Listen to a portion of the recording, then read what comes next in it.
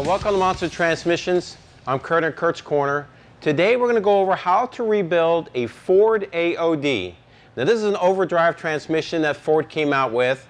Started in 1982 and runs to the year of 1993. So it's a very good unit, very durable.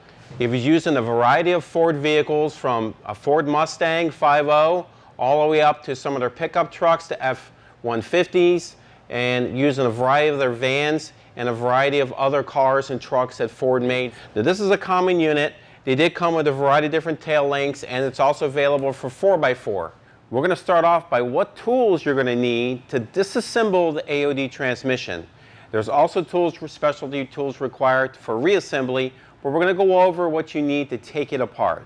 First, you need either a 1/2 inch or 3/8 impact gun, a ball peen hammer around a 20 ounce is good, a straight slot screwdriver, you'll need a punch, a scraper to scrape the gaskets off, you need a pair of snap ring pliers with a flat end on the end of it, you need another pair of snap ring pliers that are round end for snap rings.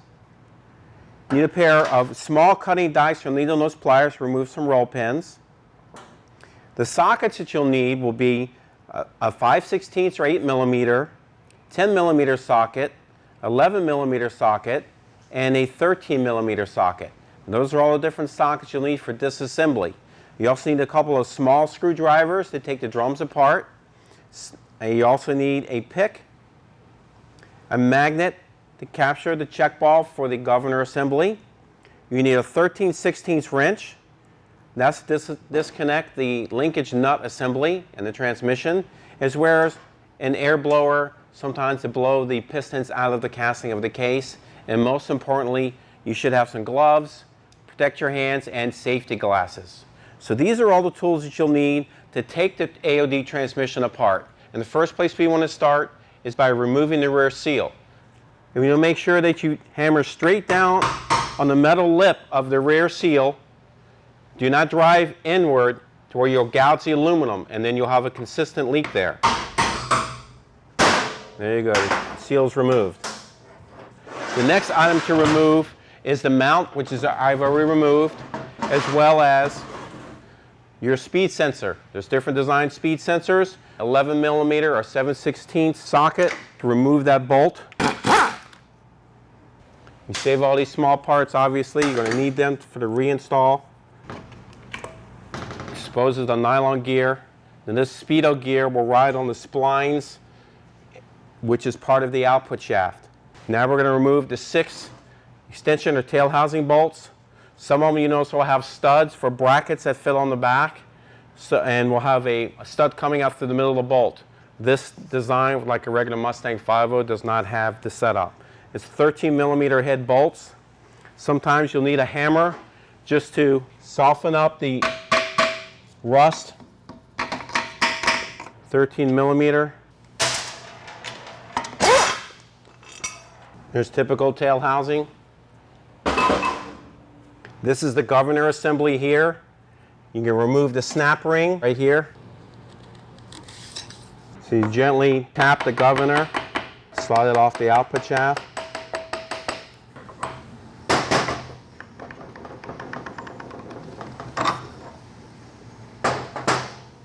Ball bearings on this side. Make sure you keep that with the governor assembly. So now you want to remove the back snap-up ring that was on the other side of the governor assembly and slide it down the output shaft. The linkage here, this is your kickdown rod. You notice it springs back. You want to remove that nut. Again, it's 13mm. It's important to know exactly the location of your linkage and this pawl, because some of them will actually fit opposite down under. The rest of this linkage will be disassembled from inside the unit. Okay, now to remove the shift lever arm, we're going to roll the transmission over to remove the pan. Make sure you have a place to drain the fluid into, not on the ground. And the pan bolts are typically 10mm, but sometimes they're 13mm. Remove the pan. Now we're going to use this to hold all the bolts so we don't lose any of the bolts. Pan gasket is removed. This is the filter There are 2 bolts here. These are 8 millimeter or 15/16. Those will be the next 2 bolts to remove. They're also unique length. They're shorter. There's also another bolt here in the back of the filter. Same thing, same kind of bolt. Rubber grommet to the filter. Now we're going to remove the detent spring, which is on the valve body. Attaches to the rooster tail of the linkage. This part of the linkage is actually broken, which we'll have to replace.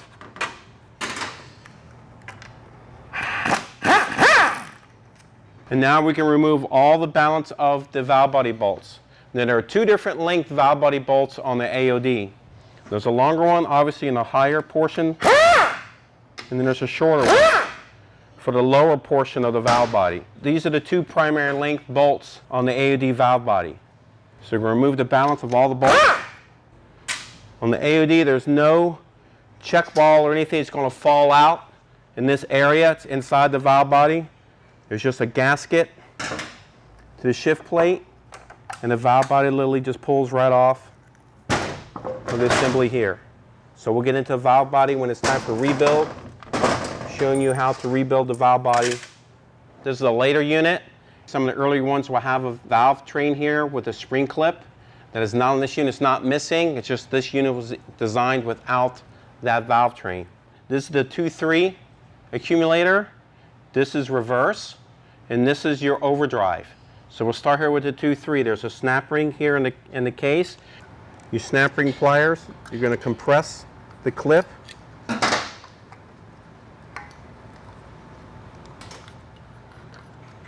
Cover.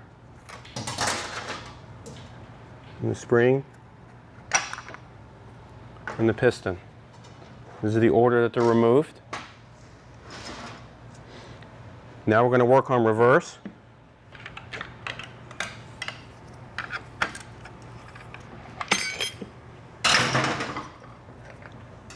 Clip, molded cover, the piston, and the spring. And now we're going to remove the overdrive. Same way. This one needs a little help. You got to tap it down a little bit. It's under more tension.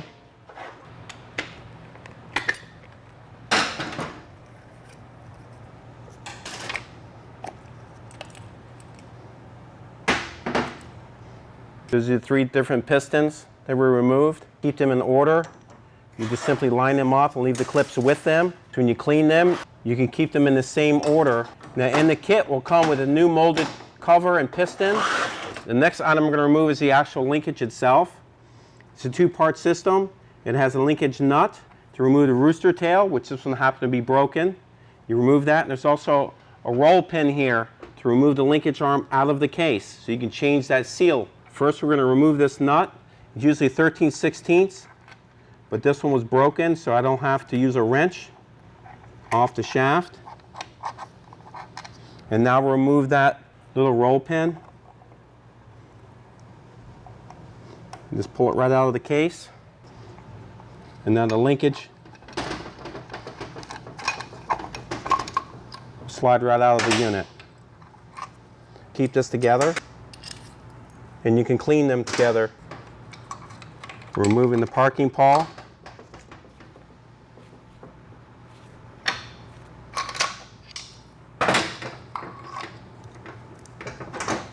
So now we have the valve body, the linkage, and the overdrive, reverse, and the 2-3 accumulator piston removed.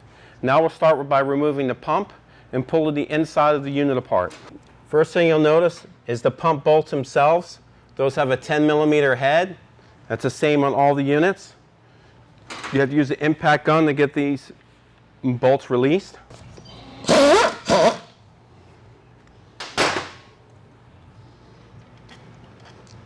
Seven pump bolts. They're unique in length, so they're different than the extension housing with a different head on them, with a similar length.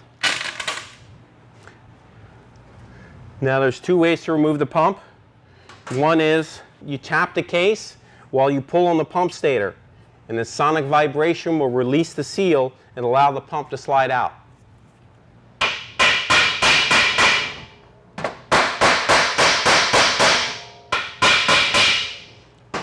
Some builders use like a silicone additive and they'll actually seal in the pump. So you'll need to use a slide hammer. The pump itself will have two areas that are threaded, two opposite sides. And you thread in the slide hammer right into the pump housing.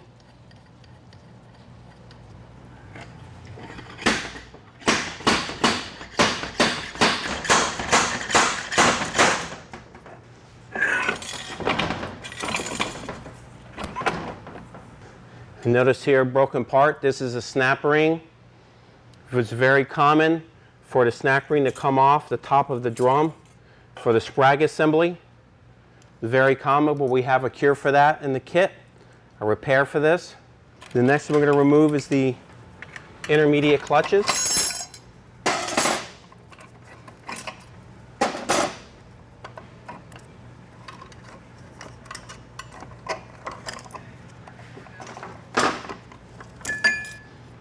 Sprag assembly, not supposed to come off yet, but because the snap ring came off of the drum, it allows the sprag assembly to come apart. So there's the three clutches for intermediate and the steels and the backing plate.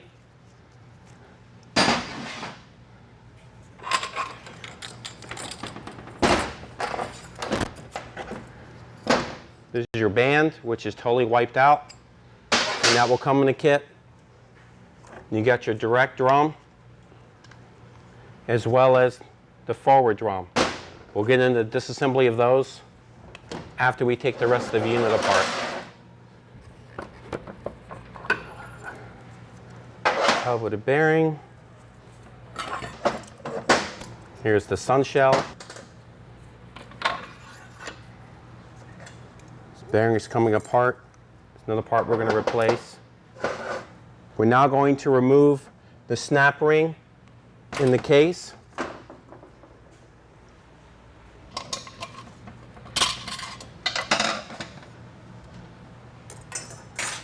And there's a spring clip. It's called an anti-clunk spring that goes between the casting of the case and the center support. You need to remove that. It's located right down here on the bottom of the case.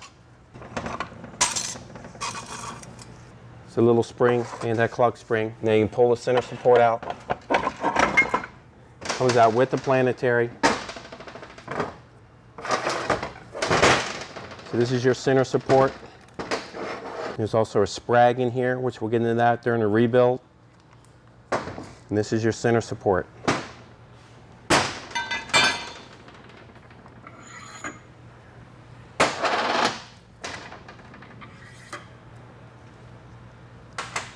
Now we're going to remove the reverse band. Just take them off the studs in the case, the reverse band. Now we have another snap ring behind the rear Planetary assembly. You remove that.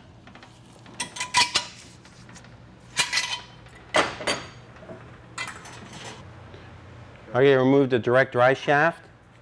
And you can pull the overdrive section out. And to take this apart, you actually have to remove the snap ring in the back of the unit.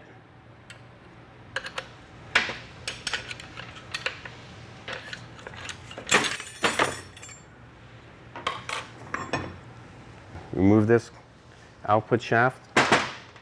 And this is your direct drum.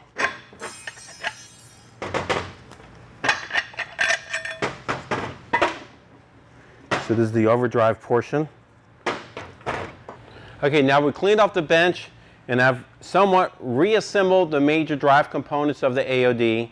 We have the pump, we have the reverse drum, and we also have the forward drum assembly here. And this is how it's lined up in the unit. First component we're going to disassemble is the pump assembly. We want to remove the pump gasket. Some of them are very difficult to remove. This one coming off this easy means somebody was recently in here and built this. Now there's the retainer clip here for the piston for the intermediates, and it's just a little tab. You just remove the tab. It snaps in, this tab snaps into the groove on the pump housing here. And it has return springs to push this intermediate piston back down. There are lip seals. There's an inner lip seal and an outer lip seal. They will be coming in the kit. So you keep these components together. The next couple of components you want to look at are the sealing rings. There's 2 rings here. These are steel rings. And there's 2 below it. And these are the rings. This seals actually the forward drum. And these 2 rings seal oil pressure in the drum. So you're going to remove all these rings.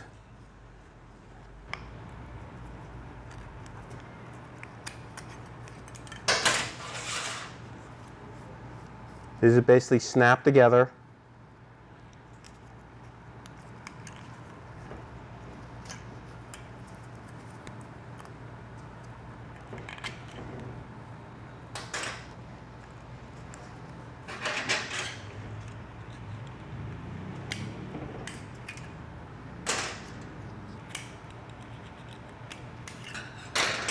Remove all those rings. Those are all discarded. There's also a nylon pump washer. This will also come in the kit. And now there are 5 10mm head pump bolts. You're going to remove those pump bolts and you separate the stator from the pump housing.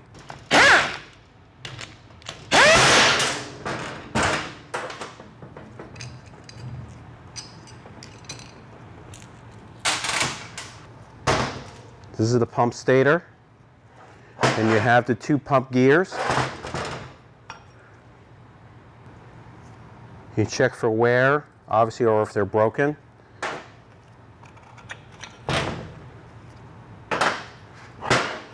You want to check the wear in this area here,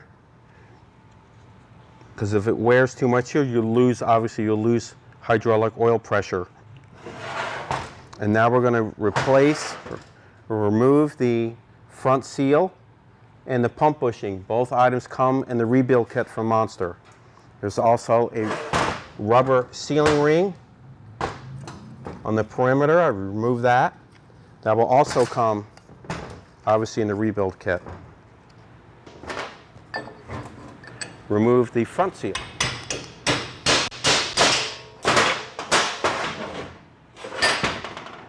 And the pump bushing, we'll remove that. You notice it has indentations here. That's to prevent the bushing from spinning. So you remove it, you want to drive it this direction. Don't drive it in through the pump. You want to drive it out of the pump.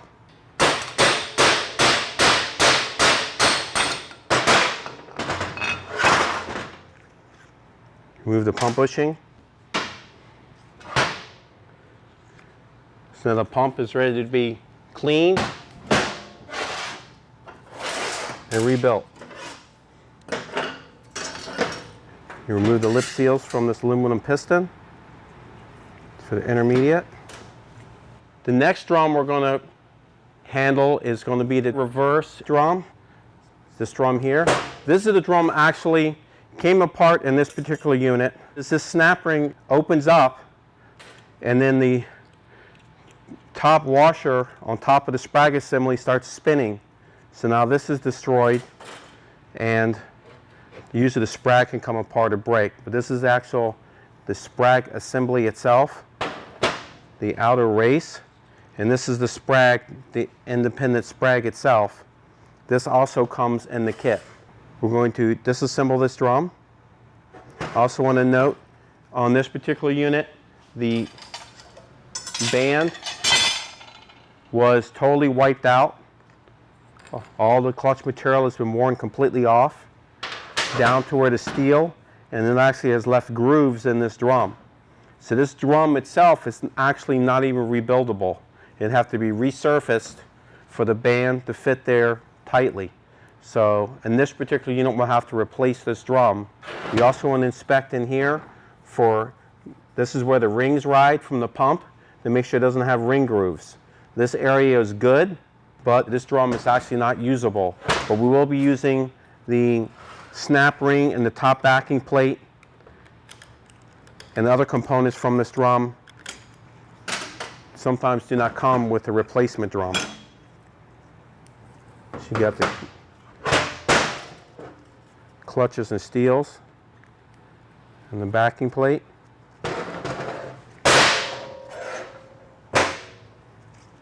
It has a snap ring here. We're going to remove that for the wave plate. Snap ring, you simply get behind it to lift up.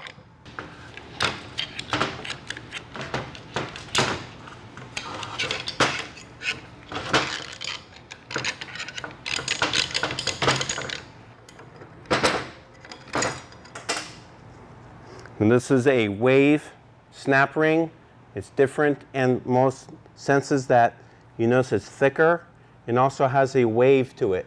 This is the cushion when the transmission shifts to give you some spring action to cushion when it shifts. This is actually known as a bevel return spring. This absorbs the shifting as well.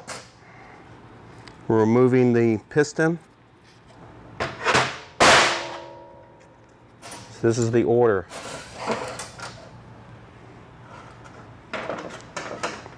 Now the drum is completely taken apart, but again, this drum is bad because the washer was spinning here from the snap ring. It's actually sawn the whole side of the drum here to this lip is almost completely gone.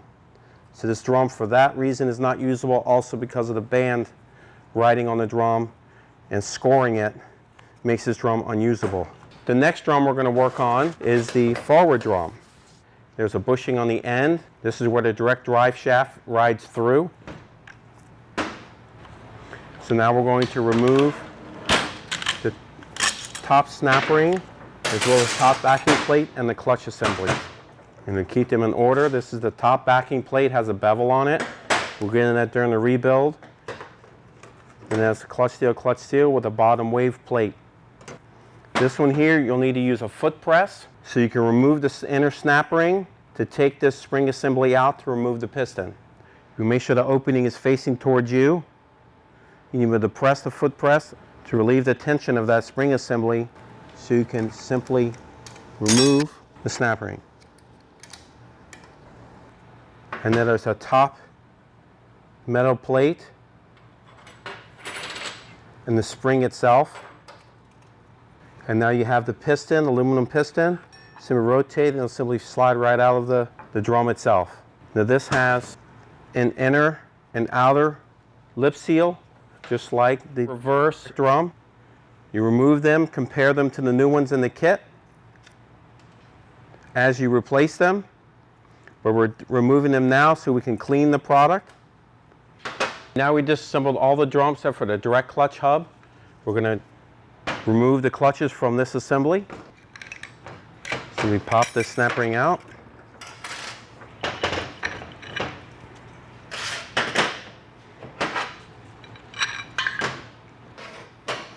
Same principle as the forward drum. There's a snap ring here. We have to depress this spring assembly, remove that snap ring so we can remove the piston that change the lip seals. We're going to compress the spring down. Remove that spring and then release the tension off. Okay, here's the snap ring. Remove the spring assembly. And now we'll remove the piston out of the drum.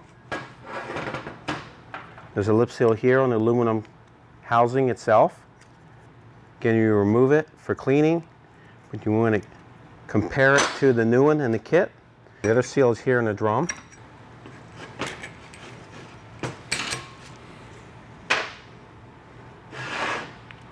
So those are the two seals. So now this drum is ready to be cleaned. So now you have all the drums disassembled and the pump disassembled. And we will start with building each sub-assembly, and then we'll assemble the entire product, the entire transmission at one time, and then we'll get into actually rebuilding and installing the valve body.